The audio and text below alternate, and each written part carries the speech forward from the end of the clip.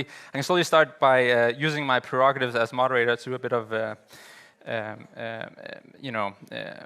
advertisement for the digital transformation of peace operations, digital transformation strategy for peacekeeping, as well as the work we do in the information management unit. We manage the central information of the two Undersecretary Generals for Department of Peace Operation and Peacebuilding and Political Affairs, and we publish, of course, data on the Peace and Security Data Hub. And alongside, I think, UCDP and PRIO, some of those core data assets that the peace and security data community, a very small community, has produced, we see ourselves as an integral part of that. So this conference is, I think, just an excellent opportunity to get everybody together who use our data, as well as get everybody together who are interested in using data products for their own purposes. But the perennial problem stands, which is we have all these great data tools, we have all of this great analysis, the new agenda for peace and the UN80 articulated a cost-benefit analysis of conflict prevention,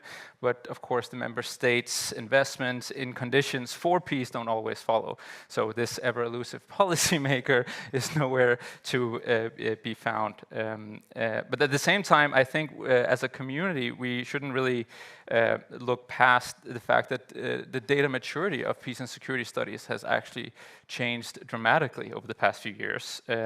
Conflict studies, use of measurable dimensions of conflict, intensity, duration, spread, it's all readily available now, and in a way that it wasn't available 15 years ago. And I'm quite hopeful that we can use some of this new data and evidence in kind of novel ways. So we've brought together in this panel a group of experts who are going to help us answer how we get from all of this excellent data to action. So what is the data that we need to be able to take action together? So we're trying to strengthen the value proposition of investing in peace by exploring a synthesis of conflict forecasting, economic modeling, to clarify the costs of inaction as well as action under different policy choices. So these are the kind of things that you as a policymaker need to evaluate. And in line with the Barbara Walters 2020 paper, we should try to ask ourselves, how do we move the debate from questions of whether peacekeeping works to the more pressing question of how, when, and why. So those are the more specific questions you might need to answer as a policymaker. And that means that we all have to probably work a little bit differently together. And this is our hypothesis of ours, or of our thinking so far, is that there is a quantitative conflict researchers need to probably work more together with the economists to make available evidence legible, understandable, usable for policymakers or policy entrepreneurs. And there's also a question of whether or not the UN should exercise more of its epistemic authority in advising member states about the consequences of action as well as inaction. That's a very ambitious task, and I think it goes to the heart of the whole conference. With that only 60 minutes, we hope to be able to solicit all of your thoughts and inputs to that conversation as well. It's not something the panel here has the monopoly to answer, and I don't think it's something anyone has actually the ability to answer just of their own right. So how to crack that nut is going to be a bit of a challenge. That's the kind of chapeau of this panel, and I hope you'll join me in welcoming our first panelist, Dr. Simon Polichinello. I'll start with you. I'll hand a question over to you, and you'll have a few minutes to answer, and then we'll go to the next panelist. And once everybody has had a chance to speak their sort of initial thoughts, I know you've all come very well prepared, we'll open it up for others to join the conversation, and hopefully we will generate some useful, interesting ideas that will take us one step closer to enhancing the data maturity of our domain. So with that, Simon. So since pathways, peace and security, the peace and security domain has matured, I would say, from just an outside observer, a lot more data being produced, a lot more data being collected, a lot more evidence, a lot more publication of a quantitative nature on peace and security dynamics. What would you say that, given all the metrics that we saw in the earlier panels, what would you say is the value proposition of an outfit like UCDP is when it comes to having the infrastructure to be able to run these types of analyses at scale, to swap out variables, to swap out models, to swap out data sources? How does that infrastructure created in UCDP has enabled that change in the conflict, peace and security domain as a whole? And then also how do you see it being used in the future, perhaps? So that's in use. UCDP data go into UCDP use. and But sorry. I think a lot of us has been told that if we just collect better data, if we create better models, if we do more timely forecasting or event extraction, then we will be heard, and then somebody will act on our data product or on our insights. And I think the Walter paper you references goes a little bit in that direction. So it's clear peace building works. What we need is better data. And I'm not going to push back on that. That's why we have put so much effort into the whole views forecasting platform, in making sure that we can rigorously test different models, different data, see how they work well, under which condition they don't work well. And we keep doing this improvements over improvements and over improvements. And at some point, I think that we need to figure out which of our partners are actually standing with epistemic issues of not knowing things and not knowing things timely enough. Because in that paper, also in Hannes Müller's paper on the price of peace and the IMF paper, and way back in the 19s with Ferran's The Rational Explanation of War, there's this idea that there's these uniform actors out there, maybe it's countries, and if they just understood how costly war is and how profitable peace is, then they would all stop fighting. And I think most of us in here knows that if you think a little bit about it, that's not how it works, right? These actors, whether countries or whatnot, is not unitary. Peace is a public good. War is a public bad, so there's collective action problems. The spoils of war is a private good, so there's a lot of incentives. Meaning that when we figure out whether or not we are standing with an epistemic problem, people that actually ask us for better data, better model, or if we are standing with people telling us to do better because at the end of the day, they don't have the political economy to actually act. And we have to ask them, well, what would your decision be under perfect information? If I could get you a perfect forecast tomorrow, if Magnus or Katjun could get you perfect event data tomorrow, would you even have a decision space?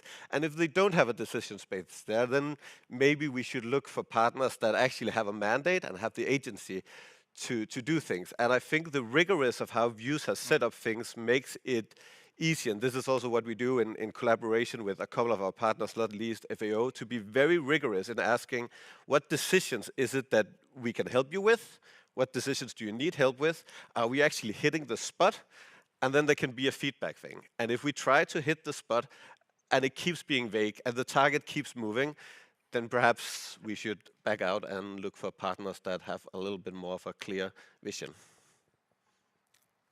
That's a very accurate. You told me yesterday that I could be controversial. I don't think it is controversial. I think it's a description of the reality as we all live it, which is that sometimes you're backing up the wrong tree, and at the end of the day, there is political will, and then there's no political will. And so to the question of political will, the hypothesis of this panel, and I'm not sure that it holds, but it's let's test out this idea, is that if you have good models and good data and good evidence, and you're able to translate that into different policy choices under different trade-offs with different assumptions, that those and we make those visible within domains. This is what's going to affect you on your health. This is how it's going to affect education. This is how it's going to affect economic development. And we just can make that visible and also make visible the consequences of inaction. We would more likely be able to shape decision-making or shape advocacy for the right type of actions. That was the assumption, but I know that there are specialists who have worked right at this intersection. So Thomas, perhaps you can give us a bit of a reality check. Is that does that align with your experience having worked in Institute of Economics and Peace on translating some of this from the primary data producers to something that is more digestible for policymakers? I don't want to be the second person in a row, to rain on your parade, but so I'll give perhaps a qualified yes. Yeah, so IEP was set up to very specifically translate, or rather talk about the benefits of peace in an economic register. So it's a little bit of heresy, perhaps, to say that that hasn't always worked in the way that we would want it to. So I'll offer qualified support. So with the kind of work that Views and Conflict Forecast are doing, you can take the literature on the costs of conflict, which is very well established, very well known, going back to Paul Collier's work, the work that the IMF has done on the long run economic impact of conflict and so on, and you can take that and then you can bring it down to the local level, and you can have estimates around interventions in different types of conflict scenarios. So thinking of Conflict Forecast's dynamic early warning action model, and forgive me if I'm describing it in the wrong way, but my understanding of it is that it allows you to think about where you get the biggest return on investment in terms of conflict prevention, and also timing-wise, looking at it at the local level, the PRIO grid level, and so on. So the ability to take that kind of forecast, bring it down to the local level, sort of, in theory, makes the case stronger for the economic impact of peacekeeping and peace building. Certainly, as an organization, the most success we ever had in terms of a response to a piece of work we did was the paper we put out in 2017, which has the sort of the widely quoted figure on that a dollar invested in peacekeeping and peace building leads to, a saving of $16 in the long run. Still being quoted. Still being quoted. Yeah. And then, the conflict forecast model puts the range at, I think, $27 to $101, depending on the context. Hugely successful in terms of the amount of attention that it drew. In terms of increasing funding for peacekeeping and peace building, not so much of a success. So there's an issue there. I mean, to give a partial defense of talking about these kind of issues in an economic register, I think it's interesting to look at the literature on the impact of describing costs using economic figures, not so much from the peace and conflict world, but from something like climate or for political advocacy. There is certainly evidence to suggest that putting these kind of costs in economic terms increases support for a particular position, but usually from people who already support that position anyway. And then in a political register, if there's an unpopular policy and you frame it in economic terms, that can also increase support from people who oppose that measure, but in a very sort of limited sense. And I think sometimes in sort of when we're talking about peace building and peacekeeping, almost nobody is opposed to atrocity prevention. Nobody's opposed to preventing conflict. So really what you're ending up doing by framing it in an economic register is you're just restating the problem using a slightly different vocabulary. And we haven't necessarily seen then, I think, in the peace and conflict world that framing the discussion in economic terms. It can increase support. It's a great number to quote. I mean, we do it in the Global Peace Index every year, talk about the total cost of violence to the global economy, $20 trillion or whatever it is. It's a great figure to talk to when it comes to translating that into action. Haven't necessarily seen the results we would have liked. Sorry.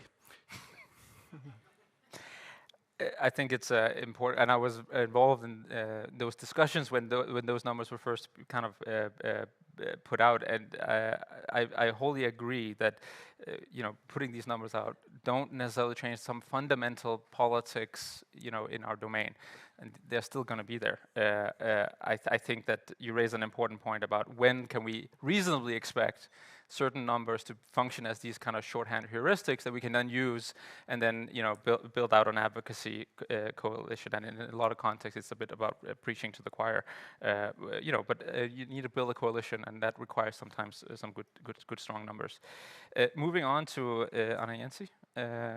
You are the preeminent policy expert within the UN on this panel. Peacekeeping missions, they already generate a lot of evidence, and we know that through both our performance systems, we do data analysis, we report a lot on what we do through the formal channels, informal channels at the country level. We produce lessons learned. We do a lot of community engagement, human rights analysis that colleagues previously provided, and then field-based political assessments as well. From DPO's DPET's perspective, what are the main challenges in turning all of that evidence into better mandate implementation and operational adaptation, and what kinds of data are most useful for decision-making in missions, and what institutional conditions are needed to make sure that evidence can actually shape our practice. Because I think that's the challenge that we sometimes have. Our practice is path-dependent. We have a workforce that maybe might not have come up in the world in which data, really defined the way you did business and did your work. And then as an add-on to that question, if you think of DPED as one stakeholder, who would you partner with? How would you partner with research partners to make sense of internal, peacekeeping data that could maybe help advance advocacy, decision-making, within your domain? And I know you come very well prepared, so I'm sure you have a lot to say about this. Thank you so much. Well, hopefully not too much to bore all of you, but just to say it's been for me really informative as the policymaker and not the data expert to listen to all these panels and all these discussions. I was struck by the fact that almost all panels have highlighted 3 points that for me, for peacekeeping, are incredibly important. And the first one is that there's no replacement for human oversight when it comes to data. So that for me is a key insight. Also, that you all acknowledge in one way or another the role that the political will or lack thereof plays in translating data into action for peace, which is also really key. And lastly, the need to strengthen that partnership between those who are data experts and those who are making the policies and making the decisions, because the more that we strengthen that partnership, the more the chances are that we can translate that into actual action for peace. I was also very struck, and I was mentioning to Lawrence yesterday after his intervention on preventing atrocities, how he framed 4 success criteria, let's call it that way, of what makes an intervention successful. And he mentioned committed engagement first, a multiplicity of tools versus just one tool, collective international action, and no bias. And when I hear all of that, that's exactly what peacekeeping is meant to be, right? That's what it's supposed to bring together. So that's why there are multiple studies that speak to the effectiveness of peacekeeping. And it's not only effective in what they do, they are effective in terms of cost. They're very cheap.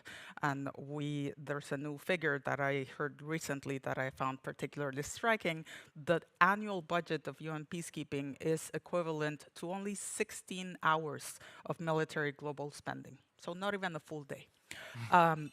So yeah, that's the sort of data that for us is incredibly striking, and it helps us for data advocacy, because it is ultimately, as we've all discussed, about political will and about getting the decision makers to use that data in order to, if not to make the decisions that are right, at least to make them very well aware of the cost of not making them and the cost of inaction. So for me, that is a fundamental point. And how can data help us for that?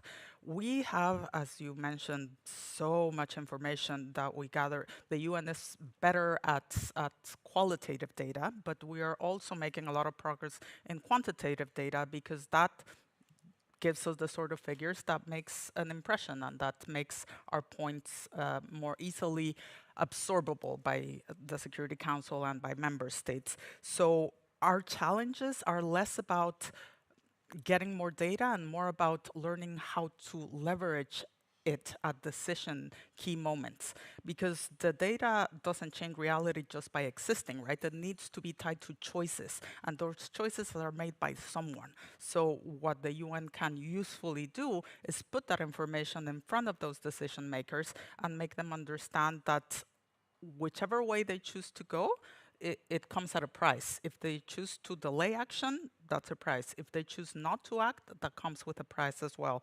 So I think that for us is particularly important.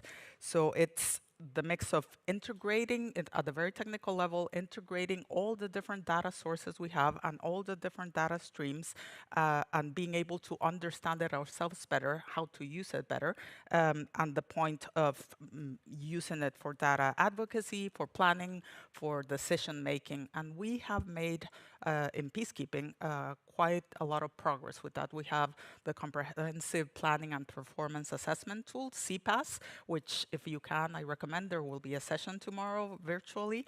And for us, it's quite an innovative system that helped us move from just gathering information on activities that peacekeeping missions do to asking the right questions. Is it having an impact? What is the impact of those actions? And that's the sort of information that we are now taking, the information that CPAS produces, we're taking into Secretary General's reports, into conversations with the Security Council, with other member states, to make them see the impact of their decisions. Because theoretically, the Security Council will not disagree that prevention is cost effective and that it's better, right?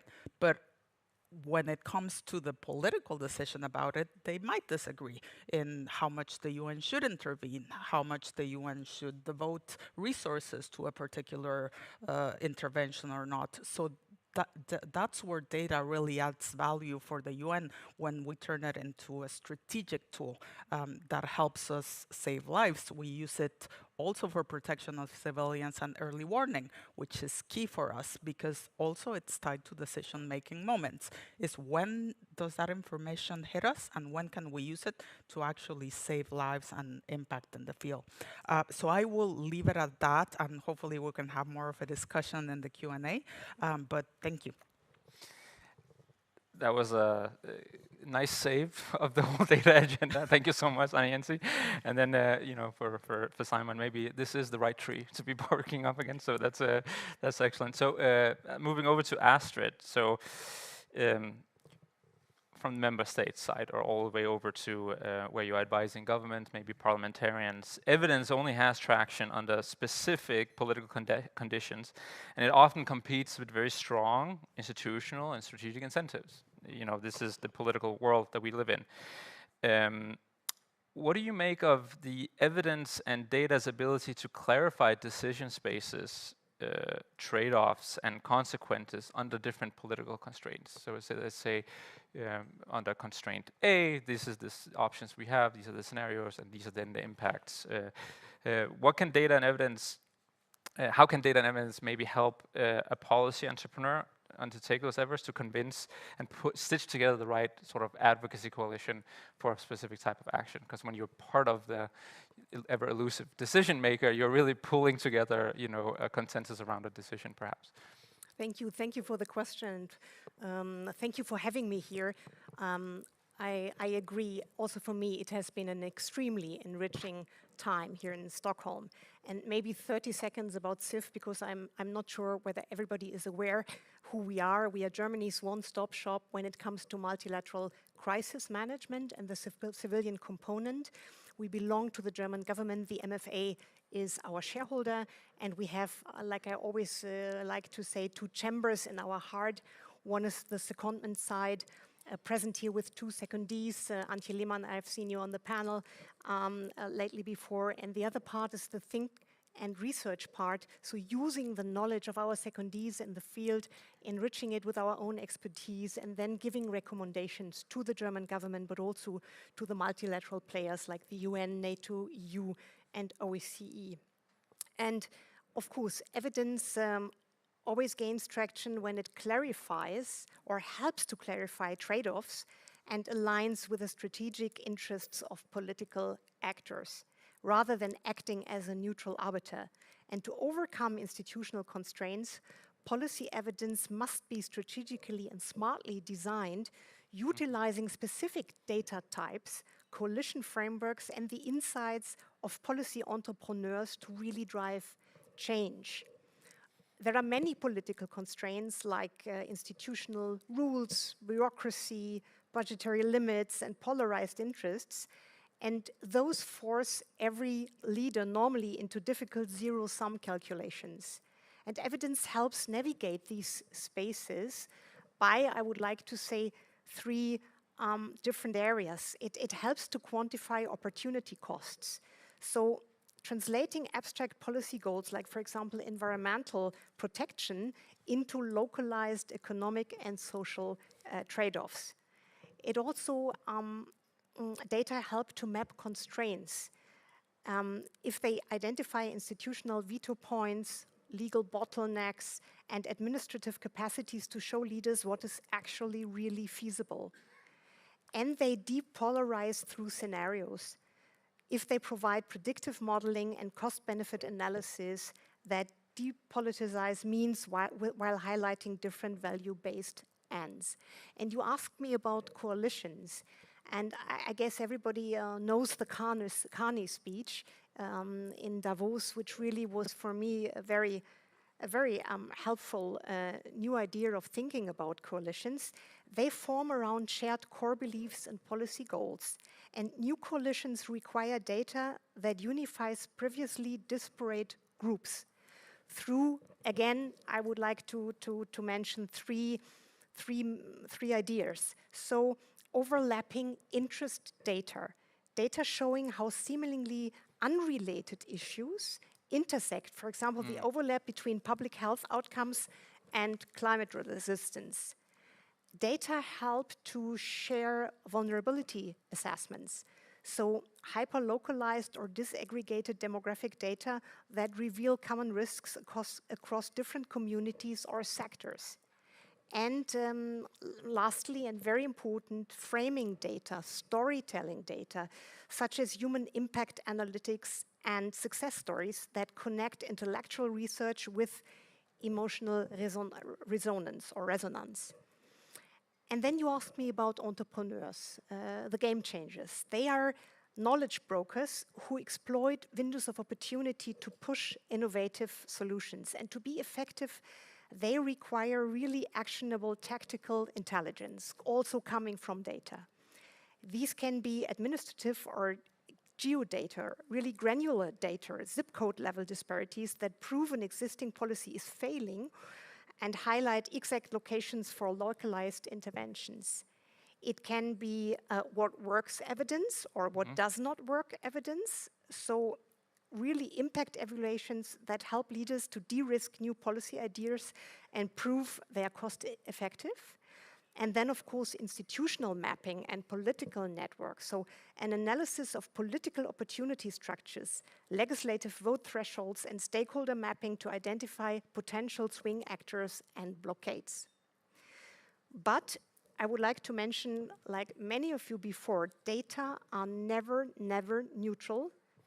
They do nothing more or less than help us to optimize the room for uncertainty. And humans don't like uncertainty, but I think we have to live with uncertainty.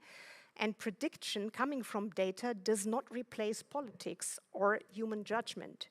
So peace building, or the domain CIF is mandated for, always remains a political exercise and not an Excel sheet or data dashboard exercise. And for me, the big question is, maybe also to the audience, how we can strengthen the human factor and the human intuition and the judgment, although at the very same time, AI is developing so fast.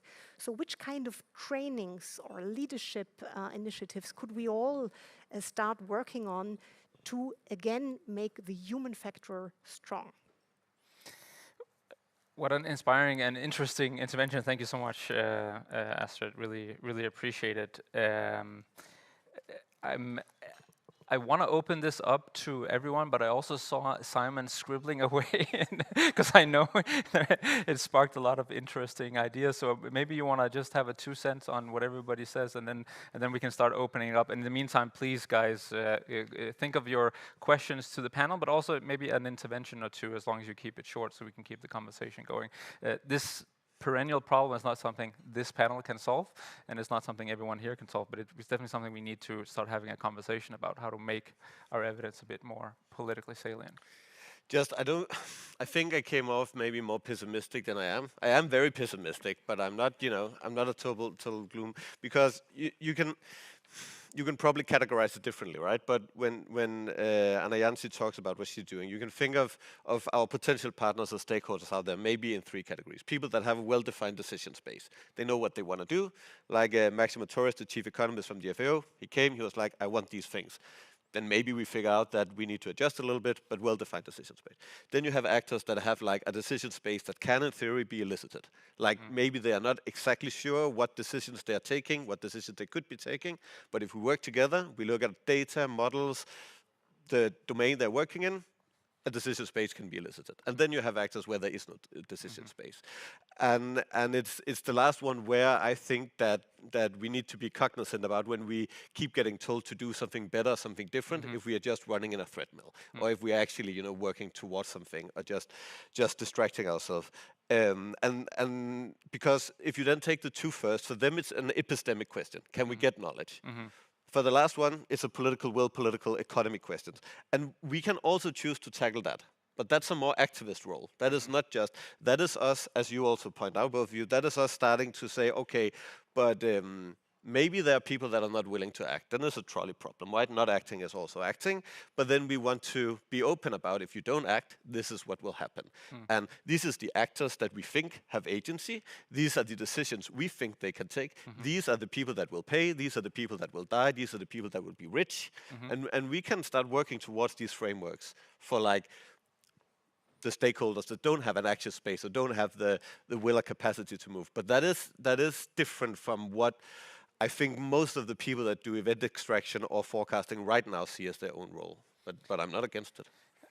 It's a very clear way of thinking about it. People who have a defined decision space, people who are unsure about their decision space, and where there is no decision space. And I think you know, the role of activism. I think many who work in politics are motivated by expanding a decision space for peace and security. You know. Such an interesting point that you made, Simon. Somebody before made a point about accountability, and I think in that space, we also need to gather data, because it is the only way to at least make those actors who are refusing to make decisions that need to be made, it makes it undeniable. So you hold them accountable to that truth, and for that you need the data. So even if you know that that's not going to result in a decision, at least you hold them accountable, and that in itself is a win. I absolutely agree. But if we do that, then we also have to think about who is it that they are accountable to? Who is our audience? If we go out and we see, this is the actors, this is the decisions or non-decisions, these are the potential consequences within uncertainty, obviously, right? Who are we talking to? Are we talking to the UN? Right. Maybe. But are we talking to national constituency? Like, who is the audience that we are trying to, you know, yeah, Put a mirror hold in somebody front of. accountable to? Yeah. And I'm sure it's there, but we just need to be what's that called, kind of cognizant or intentional about who that audience is. Really fascinating points, actually.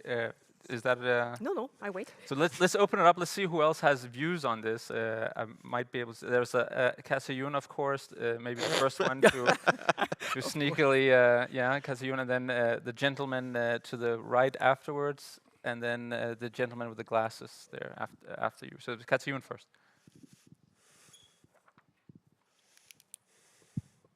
Okay, it's working. This is not a fully formed question or thought. It got me thinking about the last point that Simon was saying was sort of where my mind was going as well, about who the audiences are. I think that, I mean, I'm guilty of this as well, that we try to create things for decision makers, and who is a decision maker? And I think the truth of it is that there's decision makers at the UN, in government, in the private sector, in humanitarian response organizations. So knowing exactly which one it is. But then I think also as a field, we need to be a bit more honest about what are they willing to do? You know, so like from our perspective, we value perhaps human life more than anything else.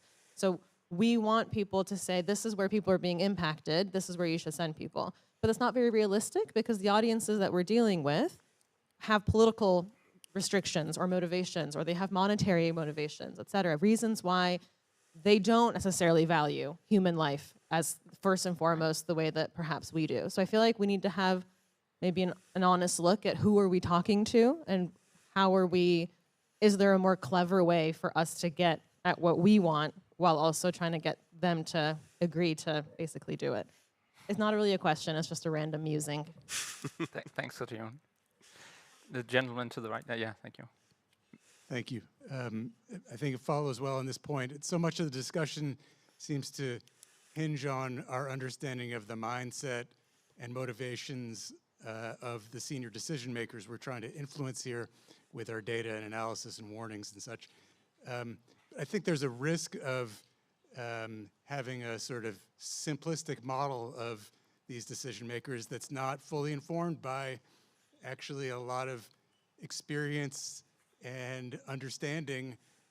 So I guess I would encourage us to think about how we can bring some of the rigor that we apply to understanding conflict processes and bring that to thinking about how do we understand these decision processes and the perspectives of the key decision makers. So I invite ideas on, are there ways in which we can design either research efforts or the process of doing the work and learning while doing, so that the next time we come back and discuss this, we have sort of more nuance around the question of what decision makers really want, what is impeding them from taking wiser decisions and the like. Thanks. Thank you so much. Hello. Yeah, thank you. Very interesting panel. I think actually my question is very similar to what Katayun mentioned, in the sense that I think we're in a room full of analysts, and we could maybe agree that, okay, the data we produce, we trust the data, but then actually when you're met with someone maybe on the ground, you can be met with a lot of like data skepticism, right? Like, and also when it comes to accountability, I would imagine, when you confront someone with like, okay, because of your decision, this happened. I feel like if it's a very skilled diplomat, politician, they could, potentially talk their way out. Oh, no, but this is the wrong data. You should measure it something differently. If you look at something else, I was actually in the right. How do you, and maybe like, what's our role in tackling this data skepticism, and just sort of, I think we're moving away from a point of complete trust in a single data point. Maybe you can have a room here, but I think the moment you move outside of this conference, anyone could talk. We're in a world where some people believe the Earth is flat. How do you, how do you go from there? And in a way, yeah, what's our role in educating? Thank you. I think with that, let's stop the questions and then hand it back over to the panel. So first, tailoring our data products to specific decision makers, having them in mind. Think about the human consequences, the currency in which we are dealing with here. Second question was on maybe avoiding simplistic modeling and generate a bit more effort into understanding the decision spaces that we're trying to enter. And then the final one was how do we deal with data skepticism? I have thoughts on all three of these, but it's not my business to to share my thoughts. So I'll hand it over to the panel. I'm sure you will have. Maybe if I start just with two reflections, and thank you for the interesting questions. Although it is so much under stress, for me the UN Charter is really the reference document for what we do in peace operations. And if you read the UN Charter, it's all in there. So it stays the reference document. And who is the audience where politicians or all leadership in the very end needs to refer to? It's the citizens of the world, represented in the General Assembly, the only place in the world where we have all countries with one vote. So those bodies are the strong bodies we need to uphold to, and we need to restore faith into those systems and to protect them. But I think it's all there. The post-factual epoch we are in is really a very, very tricky task. That is very difficult to tackle, I guess, with rational evidence, but more with trust and personal charisma to bring people back to facts instead of, fiction. Maybe if I may add, because I go back to the point Lawrence made about a multiplicity of tools and not relying on just one tool, right? So for the UN, the decision makers, you have a range of them. You can talk about decision makers being the heads of state of warring countries that you're trying to mediate between, or you can say that the Security Council is for us a decision maker that we need to constantly engage with, or the member states individually to garner their support via financially or politically. So I think data is one of the tools, but you cannot rely just on that, because as you say, that can be questioned, there can be pushback. They might not even care what the data says and just choose to ignore that. So the way that we perceive it in peacekeeping operations and peacekeeping work is that you try all the tools available to you at your disposal, good offices, mediation, data, anything and everything you can, because it increases your chances. And ultimately, all the UN has is moral authority. We don't have real power over anything. So all you can do is try your best with all the tools available to you to see if that can make an impact, and try to understand also the mind of that particular decision maker and what it's in it for them ultimately, because a lot of it is going to be self-interest. So if you understand what the motivation is from their side and try to tackle that angle, the chances of getting somewhere are at least a bit higher. I think when we're having the discussion around sort of people with uncertain decision spaces and coming to the point about data skepticism, there's something to be said for a kind of blunt force data certainty rather than data uncertainty, at least as an entry point with the kind of people that we deal with who have uncertain decision spaces, which is not so much, you know, various UN bodies, but it's working with militaries or counterterrorism organizations. So we have developing a partnership with the Nigerian Counterterrorism Center. The in for us there was the Global Terrorism Index, which is not a very subtle instrument. It's just a single score there, but it has, for want of a better term, good brand recognition. And it's established over time. It gets a lot of media attention. So that's our entry point there for the Nigerian Counterterrorism Center. We can then open up a discussion around talking about counterterrorism responses through a positive peace lens. And part of our partnership with them as an organization is around training. Because if we came to them with an entire suite of data tools to start with uncertainty estimates and so on, there's just no traction.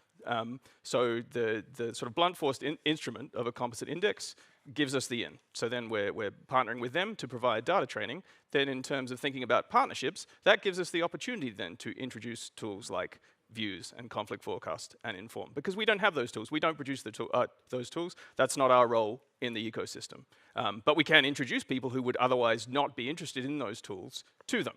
Provide training, suddenly you have uptake in a situation where you wouldn't have had uptake before. So in terms of data skepticism, there's something to be said to having a certain confidence with blunt force data instruments. I'll first take the data skepticism point, and then I will collapse Katarina and Lauren's point into one.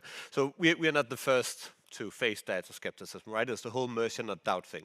It was with British Petroleum and oil, right? It was with big tobacco and cancer. It was with DuPont and PFAS. And none of those cases are directly transferable to conflict because there's different incentive structures and different collective action problems. But we are not the first kind of scientific field that had to both fight, general data ignorance, but also people that was actively trying to, sow doubt, which is also why I say that, maybe some of the things we should do was also, I myself am guilty of sometimes listening to a good colleague that has made a good model, and then me thinking, you could have done better. And maybe instead of doing that, I should just back up on them and be like, you know what, it's pretty good. You know what, and this is scientifically decent. And have standards, have quality controls. We had had this discussion with Kraft before. One day, maybe we will have some kind of better scientific standards in regards to what we do. And that, I think, would help. A little bit of a shared front.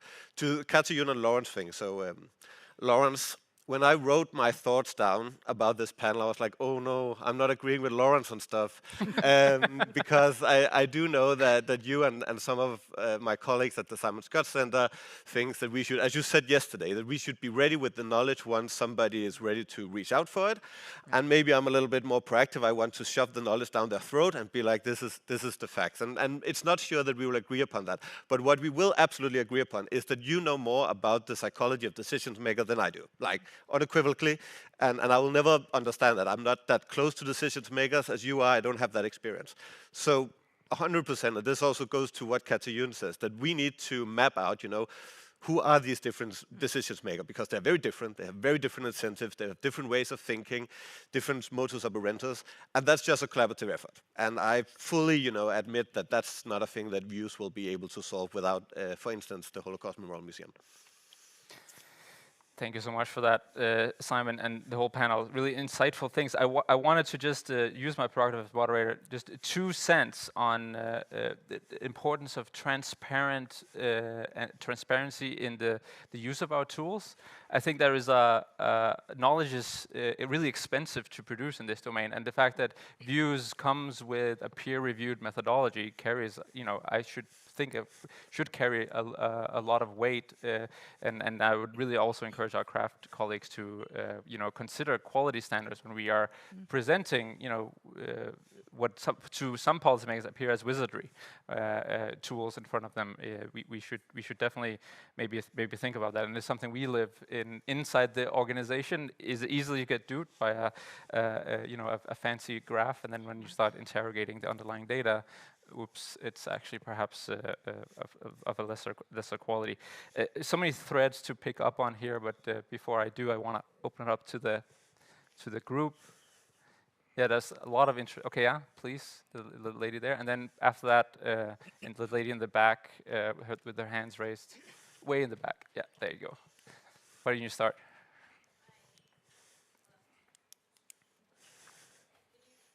Microphone. Oh. Yeah. Hi, okay, thank you very much. Something that struck me is that when thinking about the data we need to invest in peace, a lot of this data is still very conflict and crisis oriented. And thinking about a lot of the projects that bring us all here, the ultimate goal is for peace, but how it's practically achieved is through crisis prediction and prevention.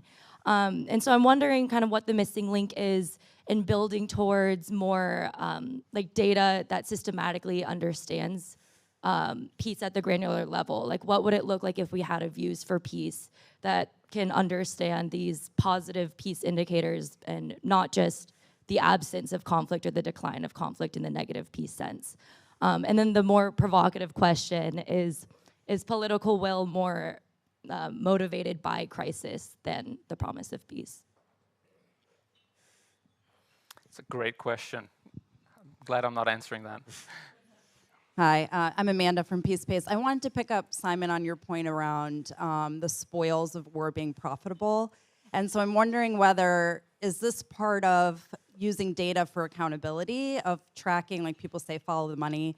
Sometimes I feel like in conflict it's like follow the arms. And do we have a responsibility to kind of overlay the fact that when we talk about political constraints, sometimes I think what's happening in the back is that there is a profit that's being made. And so I'm wondering, when I think about the US support for the Iran war, some of that came because it was so publicized, the support that Iran was giving to the PMF and other armed groups around the region to destabilize. But do we treat the suppliers of large arms, significant war economy, do we treat them the same way? And is that part of the calculus that needs to be in the data models?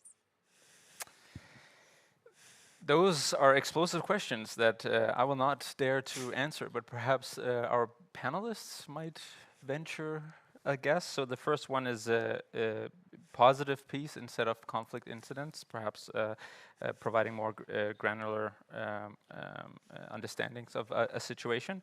And then the question of whether political will is actually motivated by crisis, and as an extension of that, whether there are certain incentives, economic or otherwise, that are driving crisis.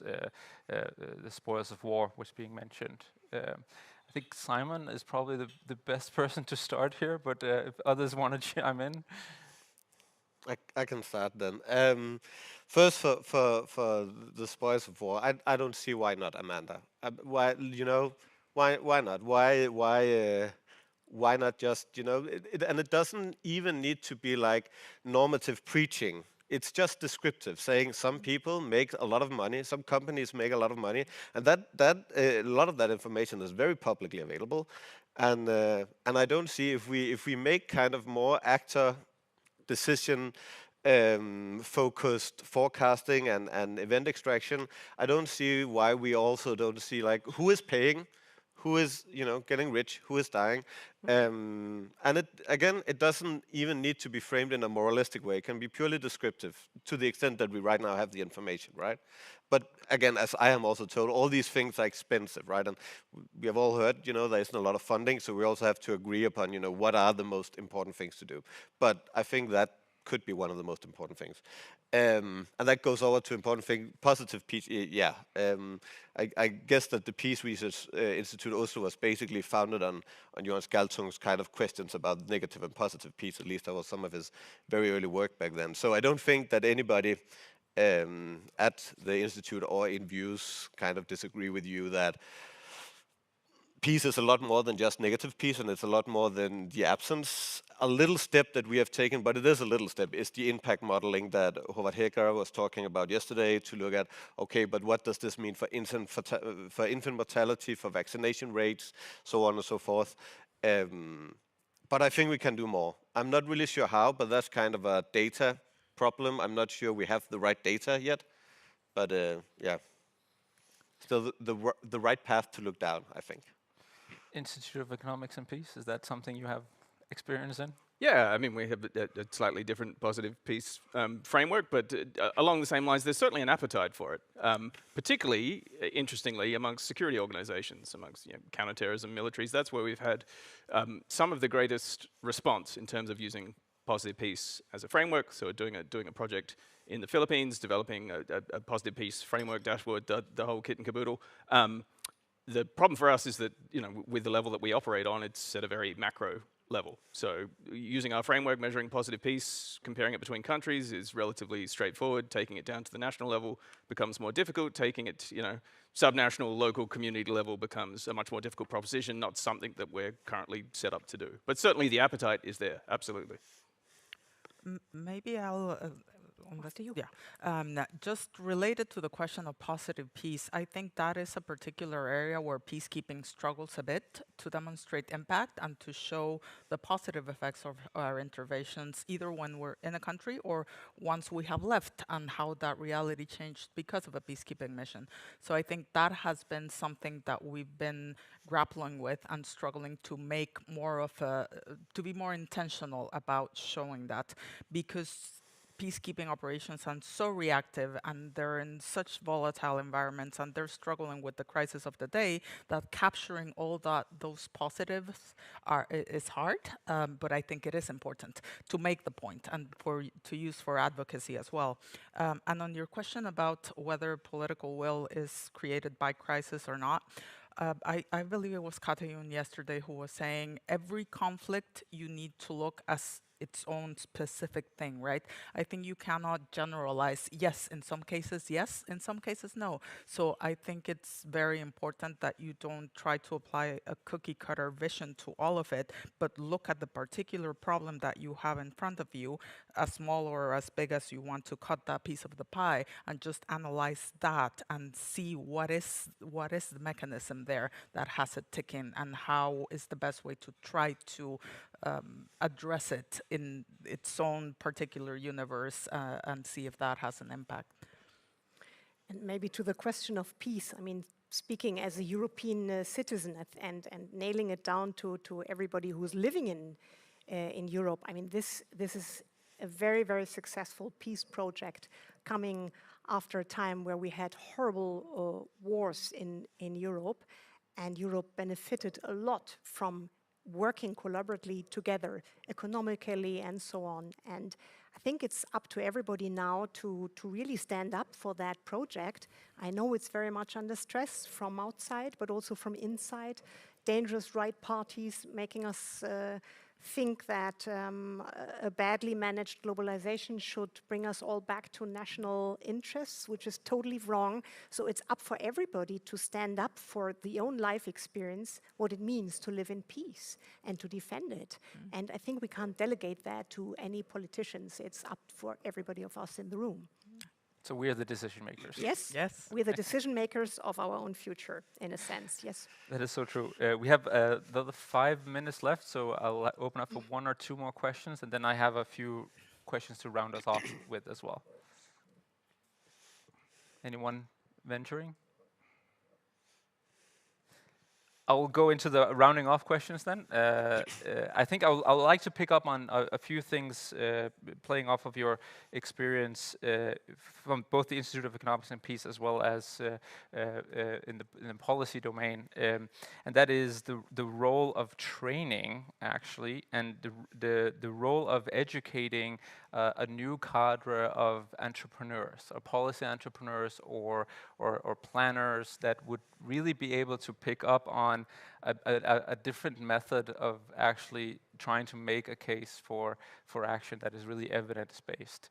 And I think that this community has a role to play in fostering that. That's a hypothesis. The future will tell whether that will be true. But maybe it's something you've all been involved with senior decision makers. You've all kind of engaged with them. Maybe you can share a little bit about your experience. Where have you been able to successfully change people's minds? What kind of engagement and training did that require? And you know, and was it effective? I don't know who wants to start here.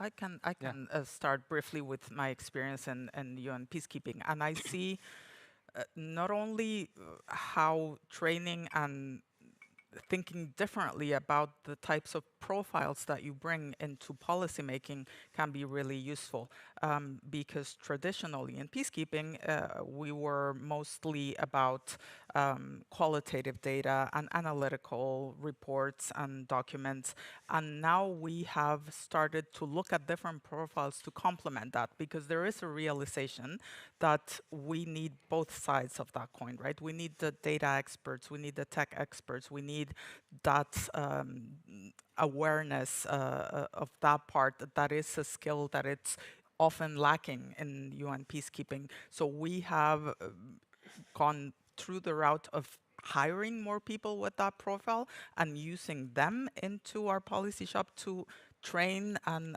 sensitize and making us all better at it, but also training the people who think are untrainable in data literacy to kind of balance that those two worlds in UN peacekeeping, which is difficult, but we definitely see the value of it, and we have already seen the impact of having that.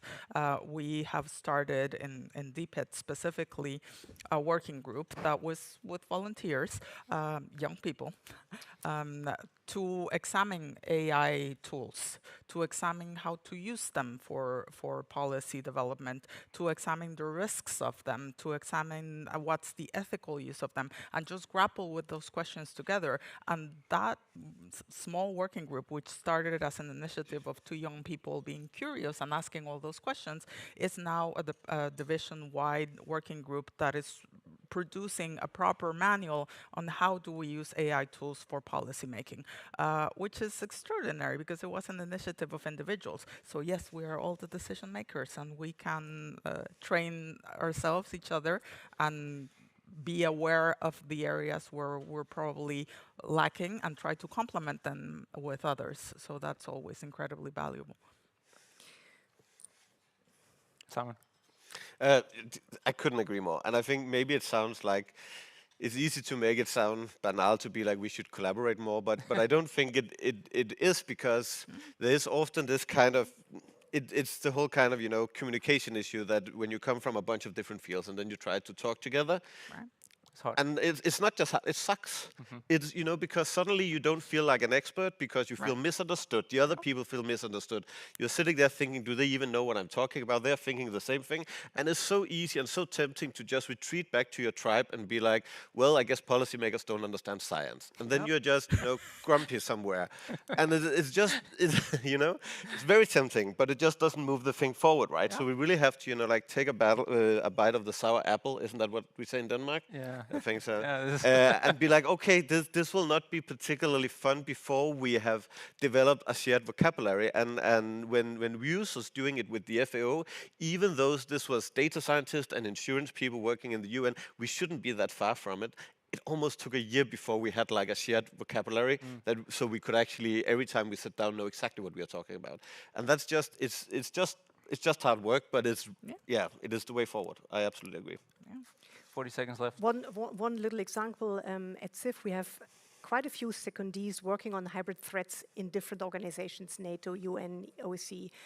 We gathered them, we talk during a month once with them, we deliver little non-papers and made our government aware that what happens in the field has a strong lessons identified curve for Germany protecting itself from hybrid threats. And that was a super interesting return of investment that at the same time made our government and also the parliament aware how important those secondments are. Thank you so much for that. I think we're at time, correct? Yeah, we have time. All right. Thank you so much for all of your inputs. Really enjoyed the conversation. I hope you all took away. Thank you all. Thank you. Thank you.